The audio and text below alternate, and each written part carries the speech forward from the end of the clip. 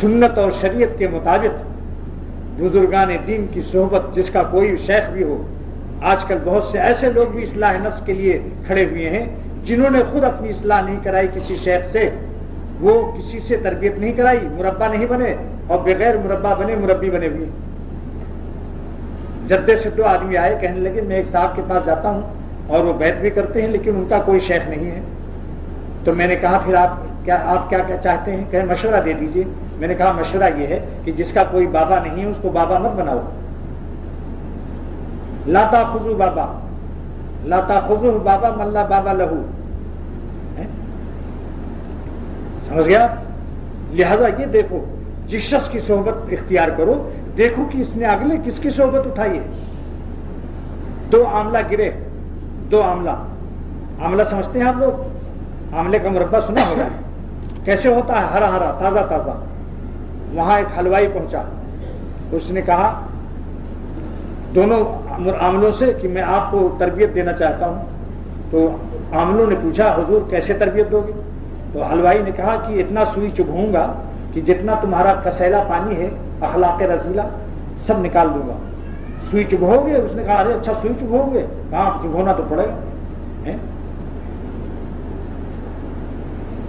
کہا ہم اونٹ پر بیٹھیں، کہا ہاں اونٹ پر بیٹھو. کہا کوہان کا ڈر ہے، کہا کوہان تو ہوگا.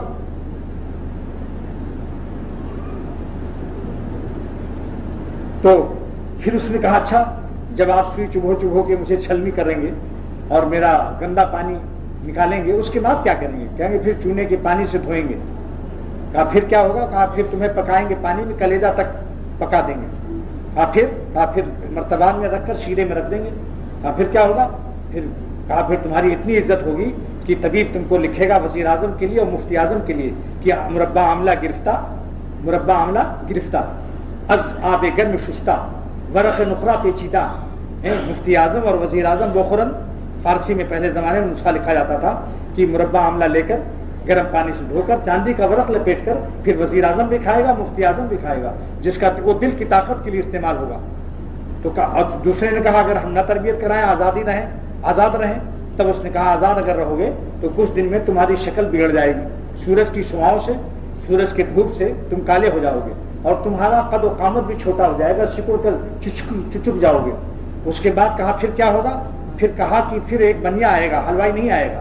پھر ایک بنیا تمہارے منہ پر جھاڑو مارے گا اور جھاڑو سے تم کو اکٹھا کرے گا. پہلے منہ پر بے شمار جھاڑو لگائے گا، جھاڑو سے اکٹھا کرے گا، پھر بورے میں بھرے گا اور پھر اپنی دکان میں پھینک دے گا زور سے. اس کے بعد کوئی دوا کھانے والا آئے گا اور کہے گا بھائی ہڑ بہڑا آملہ ہے؟ ہاں ہے. تو وہ لے جائے گا اپنے ہاتھ دوا خانے میں کوٹ کر کے اور شیشے میں نہیں رکھے گا، ٹین کے کنسٹر میں تم کو رکھے گا، زنگ آلود بدبودار. پھر اس نے کہا پھر کیا ہوگا؟ کہا پھر جس کو قبض ہوگا، پیخانہ نہیں صاف ہوگا، اس کو پھر حکیم تم کو استعمال کرے گا کہ سوتے وقت گرم پانی سے اس کو کھا لو اور پیخانہ ڈھکیل کر نکال دو، اس کا قبض دور کر دو، تو گیا جمعداری کا کام آپ کے سپرد کیا جائے گا. تو اس نے کہا توبہ توبہ، یہ مربع تو یہ دوسرا عملہ مجھ سے اتنا بڑھ جائے گا.